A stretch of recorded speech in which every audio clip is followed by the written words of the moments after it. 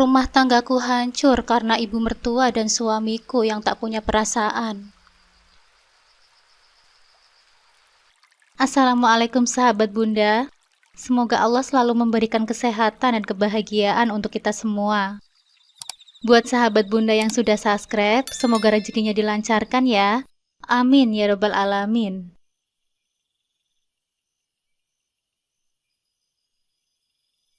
Sebut saja namaku Nadia. Saat ini aku berusia hampir 34 tahun. Cerita yang akan kubagikan ini adalah tentang kisah nyata hidupku yang penuh dengan penderitaan setelah menikah dengan pria yang kucintai, Mas Ari. Kami menikah 2 tahun setengah yang lalu. Meski kami menghadapi banyak rintangan, termasuk penolakan dari keluarganya dan perbedaan usia yang cukup jauh. Aku 4 tahun lebih tua darinya. Kami tetap melanjutkan hubungan ini. Pernikahan kami, yang awalnya manis dan penuh harapan, ternyata hanya bertahan sebentar. Hari pernikahan kami adalah hari yang paling membahagiakan dalam hidupku. Aku ingat jelas bagaimana Mas Ari nampak gagah dengan setelan jasnya. Sementara aku mengenakan gaun putih yang membuatku merasa seperti seorang putri. Kami berjanji akan saling mencintai dan mendukung dalam keadaan apapun. Ketika kami melangsungkan akad nikah di depan penghulu, disaksikan keluarga dan teman-teman terdekat, aku merasakan kebahagiaan yang mendalam. Namun di balik itu semua, ada kegelisahan yang tak bisa kukatakan. Keluarga Mas Ari tidak begitu menyetujui hubungan kami, terutama ibunya, Mama Nita, yang nampaknya kurang menerima keputusannya untuk menikah denganku. Tahun pertama pernikahan kami berjalan dengan cukup mulus, meskipun ada beberapa ketegangan. Kami tinggal bersama di rumah orang tuanya, karena situasi finansial yang tidak memungkinkan kami untuk memiliki tempat tinggal sendiri. Aku berusaha keras untuk beradaptasi dengan lingkungan baru dan menjaga hubungan baik dengan Mama Nita. Awalnya, aku pikir semua ini adalah hal yang wajar dalam pernikahan, adaptasi dengan keluarga baru, mengakomodasi kebutuhan dan keinginan mertua. Namun seiring berjalannya waktu, aku mulai merasakan ada ketidakseimbangan dalam hubungan ini. Segalanya mulai berubah ketika pernikahan kami menginjak hampir 1 tahun. Mama Nita mulai menunjukkan sikapnya yang mendominasi.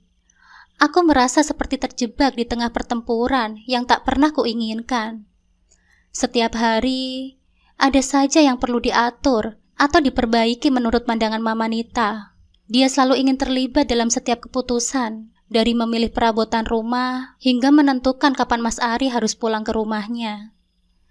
Sifat dominasi Mama Nita mulai terasa sangat mengganggu. Suamiku Mas Ari adalah seorang karyawan tidak tetap di sebuah kantor swasta, dengan gaji yang tidak menentu. Kadang dia mendapat gaji per 3 bulan sekali, dan jumlahnya sangat bervariasi. Kadang 1 juta, kadang 2 juta. Ini menambah beban finansial kami, dan membuatku semakin merasa tertekan dengan campur tangan Mama Nita yang seolah menambah masalah untuk kami.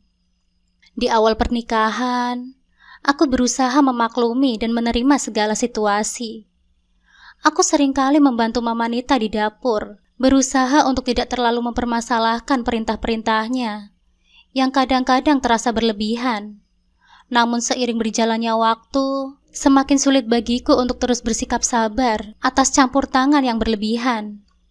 Mama Nita semakin sering campur tangan dalam segala hal, dari urusan rumah tangga hingga keputusan-keputusan kecil yang seharusnya menjadi hakku sebagai seorang istri. Dia bahkan pernah mengatur jadwal belanja bulanan kami, seolah-olah aku tidak mampu melakukannya sendiri. Mas Ari tidak pernah membantah ibunya, dan itu membuatku merasa semakin terisolasi. Seiring waktu, aku merasa seperti tidak memiliki ruang untuk bernafas di rumah ini. Setiap gerak-geriku selalu diawasi dan dikomentari oleh Mama Nita. Kehidupan pernikahan yang awalnya terasa manis, kini berubah menjadi tekanan yang semakin berat. Aku merasa seperti berada di tengah pertempuran yang tak pernah kuminta. Dan semakin hari, semakin sulit untuk mempertahankan kesabaranku. Setelah 2 tahun lebih menjalani kehidupan di rumah mertua, hubungan kami semakin diuji oleh situasi yang tidak mengenakan. Mama Nita yang semakin lama semakin tidak sabar, mulai menyalahkanku atas ketidakmampuan kami untuk memiliki anak. Dalam pandangannya, seorang menantu yang ideal adalah bisa memberikan cucu, dan ketidakmampuanku untuk hamil menjadi alasan utama ketidakpuasannya. Mama sudah bicara dengan teman mama yang dokter, Nat. Mereka bilang kalau kamu masih belum punya anak juga, itu tandanya ada yang aneh.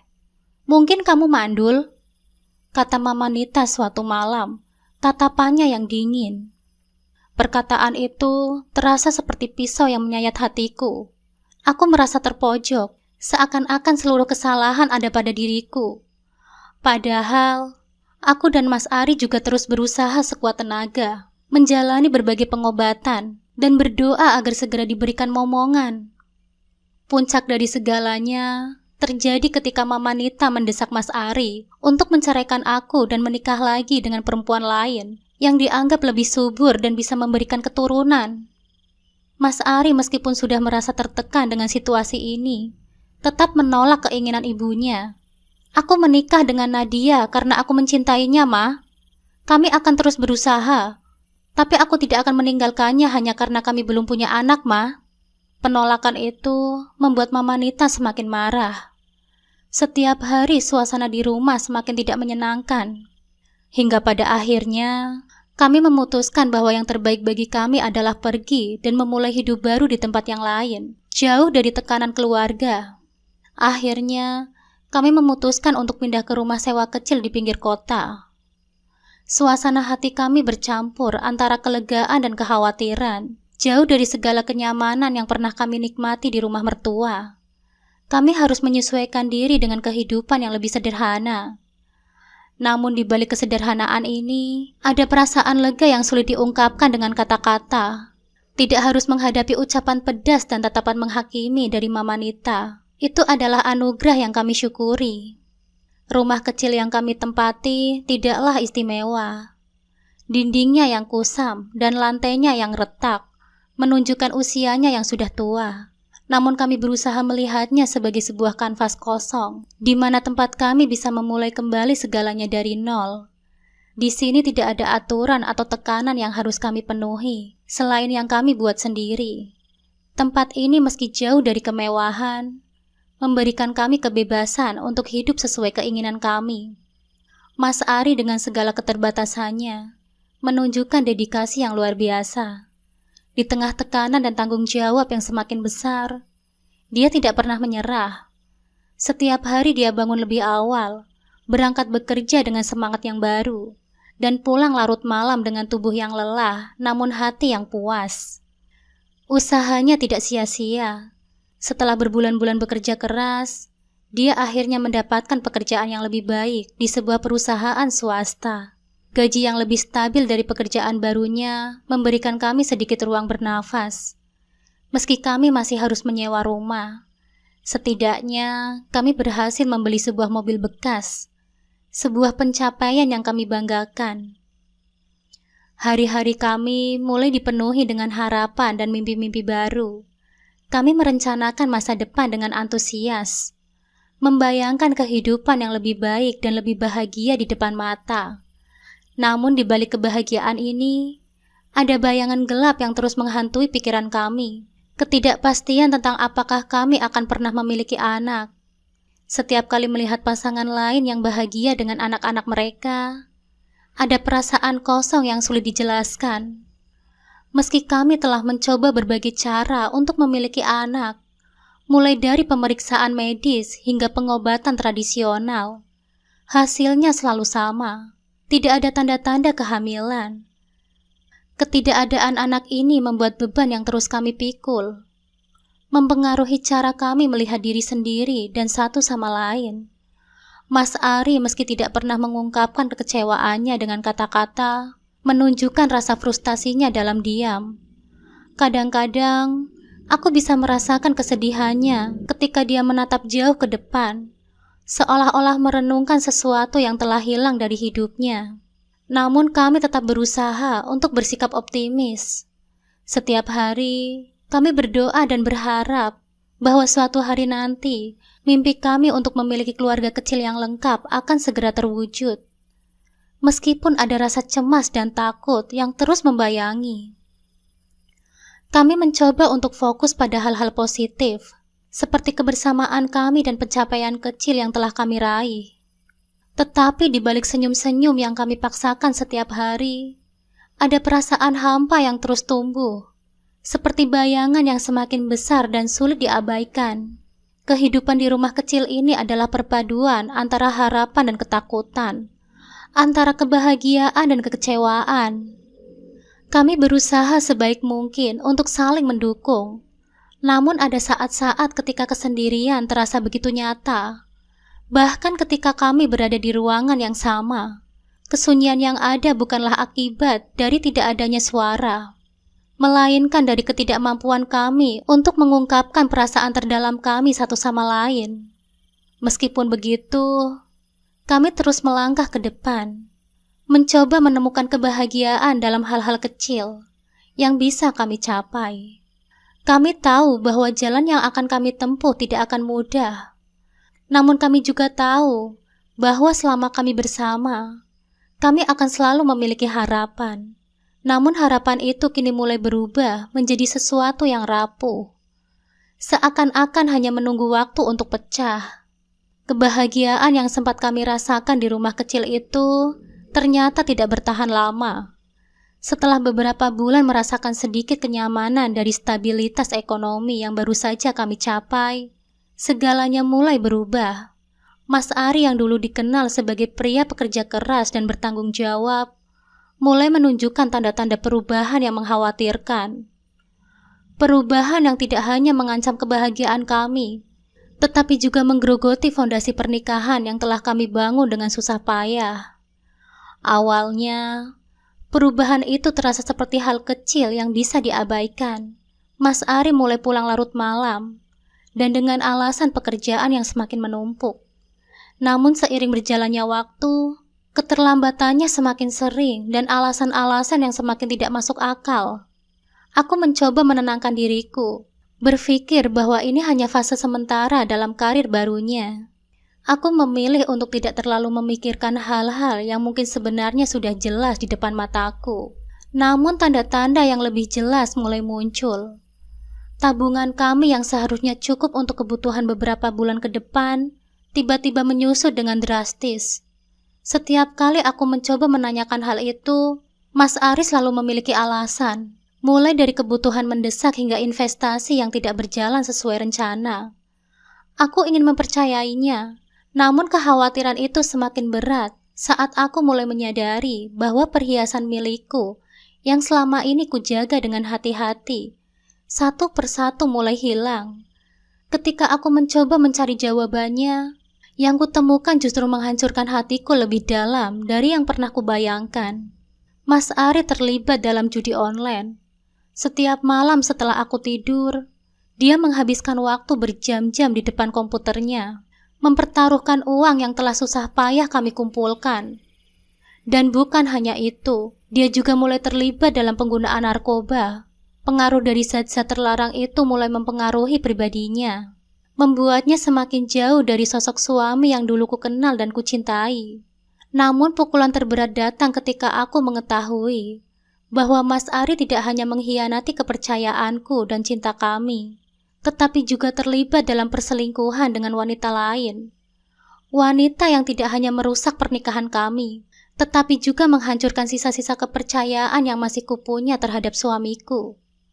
Penemuan ini menghantamku seperti badai yang tidak terduga, membuatku merasa seperti seluruh duniaku runtuh dalam sekejap. Aku merasa tubuhku menggigil, seluruh emosiku kacau balau, dan hatiku hancur berkeping-keping. Bagaimana mungkin orang yang pernah bersumpah untuk mencintaiku dan melindungiku, kini menjadi orang yang paling banyak melukaiku. Tangisan sejadi-jadinya menjadi satu-satunya pelarian yang bisa kulakukan. Aku merasa seperti luka yang terus disiram dengan air garam, sakit, perih, dan tak ada akhirnya. Segala upaya yang kulakukan untuk menyelamatkan pernikahan ini terasa sia-sia. Mobil yang kami banggakan dulu kini telah dijual. hanya untuk menutupi hutang-hutang yang semakin menumpuk. Rumah kecil yang tadinya menjadi tempat berlindung dari semua tekanan di luar, kini terasa seperti penjara yang menghimpitku dari segala arah. Aku hidup dalam bayang-bayang ketakutan akan masa depan, dan ketidakpastian yang kini menggantung di atas kepala kami, seperti pedang yang siap jatuh kapan saja. Perubahan Mas Ari tidak hanya menghancurkan kebahagiaan kami, tetapi juga merenggut harapan yang selama ini menjadi penghiburku di tengah kegelapan. Keinginan untuk memiliki anak, yang selama ini menjadi mimpi kami, kini nampak seperti ilusi yang tidak pernah akan terwujud. Aku mulai mempertanyakan segalanya, dari keputusan untuk menikah dengannya, hingga apakah aku pernah benar-benar mengenalnya. Di tengah segala kehancuran ini, aku merasa seperti kehilangan diriku sendiri. Cinta yang dulu terasa kuat dan tidak tergoyahkan, kini berubah menjadi rasa sakit yang terus menggerogoti hatiku setiap hari. Setiap senyum yang pernah kuperlihatkan, kini terasa seperti beban.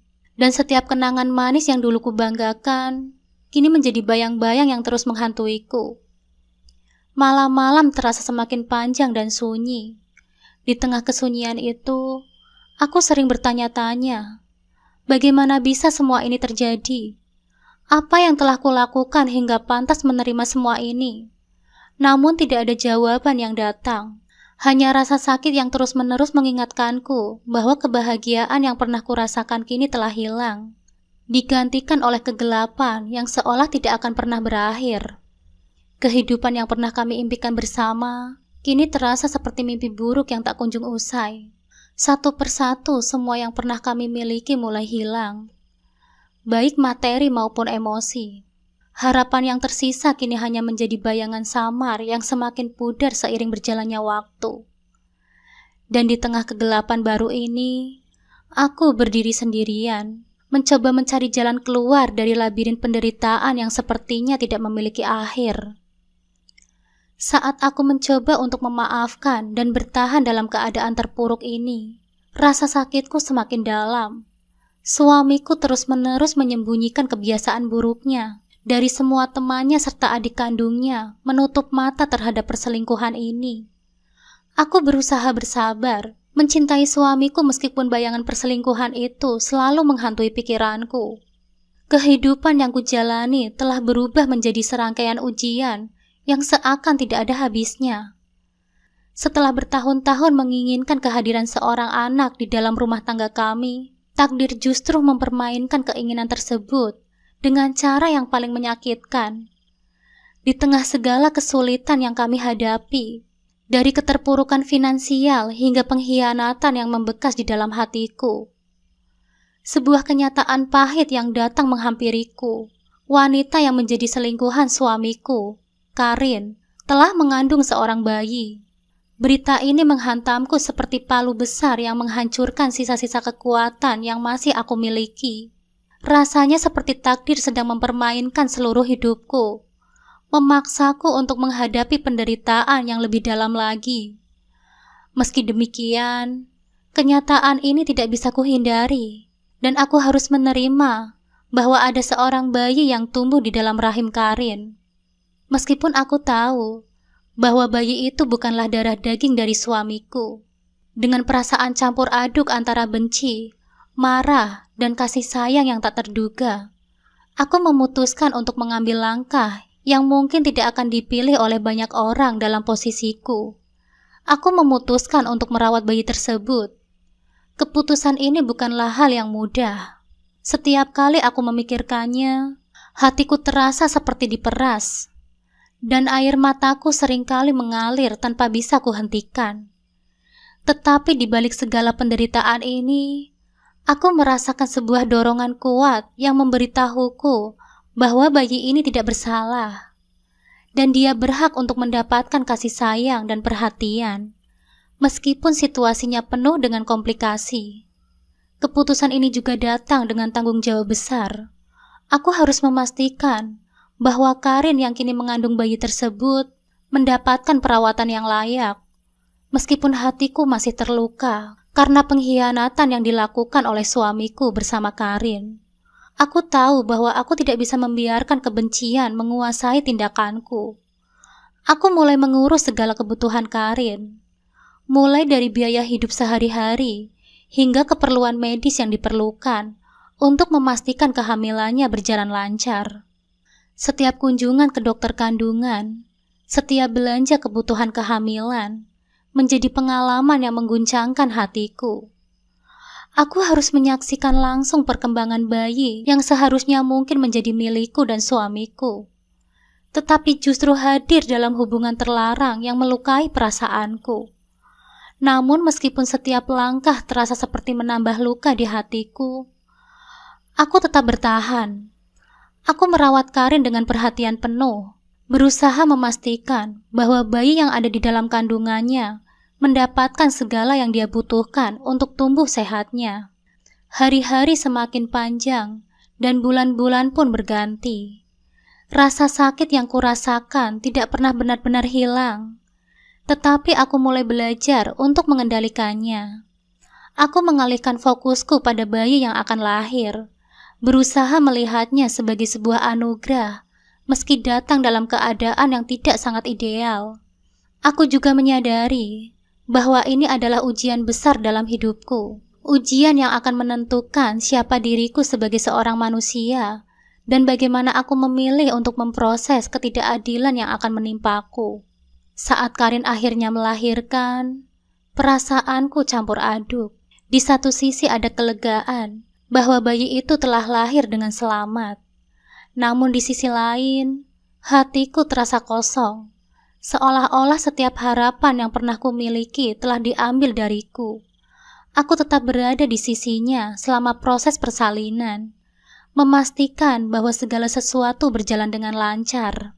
Ketika tangisan pertama bayi itu terdengar di ruang bersalin, hatiku terhimpit antara rasa sakit dan harapan. Bayi itu lahir dengan sehat, seorang bayi laki-laki yang mungil dan tak berdosa. Meskipun ada perasaan getir yang selalu mengiringi setiap tatapan ke arahnya, aku berusaha keras untuk melihatnya dengan mata yang penuh kasih. Dia adalah anak yang tidak bersalah, terlahir ke dunia tanpa pilihan atas keadaan yang menimpanya. Oleh karena itu, aku memastikan semua kebutuhan bayi itu terpenuhi, dari pakaian, makanan, hingga perawatan medis. Setiap malam, saat aku menggendong bayi itu dalam pelukanku, rasa sakit di hatiku sedikit mereda. Ada sesuatu yang menenangkan dalam memegang bayi yang tidak berdosa. Merasakan detak jantungnya yang lembut dan melihat matanya yang polos. Meskipun perasaan terluka itu tidak pernah sepenuhnya pergi, kehadiran bayi ini memberikan tujuan baru dalam hidupku. Aku menemukan kekuatan dalam diriku untuk merawatnya. Meskipun semua yang telah terjadi masih menyisakan luka mendalam yang sulit untuk kusembuhkan. Namun meskipun aku telah berusaha semampuku untuk menerima situasi ini, bayangan masa lalu dan ketidakpastian masa depan selalu menghantui pikiranku. Aku tahu bahwa merawat bayi ini bukanlah akhir dari perjuanganku. Ini hanyalah awal dari perjalanan panjang yang penuh dengan tantangan dan pertanyaan tanpa batas. Di tengah kebingungan dan rasa sakit ini, aku hanya bisa berharap bahwa pada akhirnya aku akan menemukan kedamaian dan keikhlasan dalam hatiku. Hari-hari yang kulalui setelah kehadiran bayi ini adalah campuran dari kasih sayang yang tulus dan luka yang semakin mendalam. Aku berusaha mencintai bayi ini seperti anak kandungku sendiri, memberikannya perhatian dan perawatan sebaik mungkin. Namun setiap kali aku menatap wajahnya yang polos, luka di dalam hatiku kembali menganga, mengingatkanku pada pengkhianatan suamiku yang telah merobek kehidupan pernikahan kami, yang dulu aku harapkan akan bahagia. Aku mencoba sekuat tenaga untuk mengubur perasaan pedih itu, tetapi semakin aku berusaha melupakannya, semakin jelas bayangan masa lalu yang menghantuiku. Setiap kali aku menyusuinya, aku dihadapkan pada kenyataan yang pahit, bahwa kehadirannya adalah hasil dari hubungan terlarang yang menghancurkan hatiku. Meskipun aku mencintai bayi ini dengan sepenuh hatiku, tidak dapat dipungkiri bahwa keberadaannya terus mengingatkanku pada pengkhianatan suamiku. Tidak hanya aku yang merasakan beban ini. Suamiku, yang dulu pernah menjadi sumber kebahagiaanku, kini tenggelam dalam depresi yang semakin mendalam. Dia tidak mampu menghadapi kenyataan yang telah dia ciptakan sendiri. Dan setiap hari dia terlihat semakin tersesat dalam pikirannya sendiri. Wajahnya yang dulu penuh dengan semangat, kini nampak kusam dan penuh dengan kesedihan. Setiap kali aku mencoba mendekatinya, dia selalu menjauh, seolah-olah melihatku adalah pengingat akan dosa-dosanya sendiri. Hubungan kami yang dulu penuh dengan cinta dan harapan, kini hanya tersisa bayangan kelam yang dipenuhi dengan kebencian dan penyesalan. Setiap hari kami semakin menjauh satu sama lain. Suamiku seringkali melepaskan emosinya dengan cara yang kasar, mencaci makiku dan menyalahkanku atas semua kesulitan yang telah kami hadapi. Dia sering menyebutku sebagai pembawa sial, seolah-olah segala penderitaan yang menimpa kami adalah karena keberadaanku. Kata-katanya seperti pisau yang tajam yang menusuk hatiku, membuat luka yang tidak pernah sembuh semakin dalam. Aku hanya bisa bertahan dan mencoba menjaga kewarasanku di tengah badai emosional yang menerjangku. Bayi ini adalah satu-satunya alasan untuk membuatku tetap bertahan. Setiap hari aku berjuang untuk tetap kuat demi bayi ini. Meskipun hatiku terus dilanda rasa sakit yang tak kunjung hilang. Setiap kali suamiku melampiaskan kemarahannya kepadaku, aku hanya bisa diam dan menerima. Mencoba menahan air mata yang terus menggenang di mataku. Aku tahu jika aku menunjukkan kelemahanku, situasi ini hanya akan semakin memburuk. Namun tidak ada yang bisa mempersiapkan seseorang untuk menghadapi rasa sakit seperti ini dan dikhianati oleh orang yang paling dicintai. Diperlakukan seperti beban dan terus-menerus dihadapkan pada kenyataan yang pahit, yang seolah-olah tidak ada akhirnya. Setiap malam, aku merasa terkurung dalam lingkungan penderitaan yang tidak ada habisnya. Aku ingin melarikan diri, mencari kebebasan dari semua ini.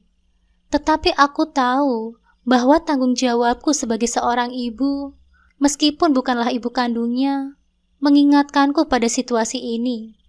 Hari-hari berlalu dengan berat, dan aku terus mencoba menemukan kekuatan dalam diriku untuk bertahan. Namun rasa sakit itu tetap ada, bersemayam di dalam hatiku seperti luka yang tak pernah bisa sembuh. Aku merasa hampa, seolah-olah seluruh jiwaku telah terkuras oleh penderitaan ini. Meskipun aku mencoba untuk tetap tegar di hadapan orang lain, di dalam diriku ada bagian yang terus-menerus menangis, merindukan kehidupan yang lebih baik, kehidupan yang tidak pernah aku dapatkan. Bayi ini adalah sumber kekuatanku, tetapi juga pengingat abadi akan pengkhianatan dan penderitaan yang aku alami. Setiap kali aku melihat senyumannya yang polos, ada sebersit harapan yang tumbuh. Tetapi harapan itu dengan cepat pudar saat aku diingatkan oleh realitas yang kejam. Suamiku yang dulu adalah sandaranku, kini berubah menjadi orang yang tidak pernah aku kenal sebelumnya. Orang yang pernah dengan kebencian dan penyesalan, dan tidak bisa menerima konsekuensi dari tindakannya sendiri. Aku terjebak dalam lingkaran kesakitan yang nampaknya tidak akan pernah berakhir. Luka di hatiku mungkin tidak akan pernah benar-benar sembuh. Tetapi aku harus terus maju, untuk bayi ini, untuk diriku sendiri. Meskipun itu berarti aku harus menanggung penderitaan ini sendirian. Di tengah kegelapan yang semakin menyelimuti hidupku, aku hanya bisa berharap bahwa suatu hari nanti aku akan menemukan cahaya yang akan membimbingku keluar dari keterpurukan ini. Setelah bertahun-tahun menjalani kehidupan yang penuh dengan penderitaan dan kesakitan, aku akhirnya menyadari bahwa ada satu keputusan yang harus aku ambil untuk mengakhiri semua ini. Keputusan untuk meninggalkan Mas Ari dan memulai hidup baru. Luka di hatiku sudah terlalu dalam, dan meskipun aku telah mencoba bertahan demi cinta yang pernah ada, aku tahu bahwa cinta itu telah berubah menjadi sesuatu yang menghancurkan, bukan membangun. Suatu pagi yang tenang setelah malam-malam panjang yang penuh renungan dan air mata, Aku memberanikan diriku untuk menghadapinya. Dengan suara yang tenang namun tegas, aku menyampaikan keinginanku untuk bercerai. Mas Ari tidak terkejut. Dia mungkin sudah melihat ini akan datang. Tanpa banyak perlawanan, dia menerima keputusan itu.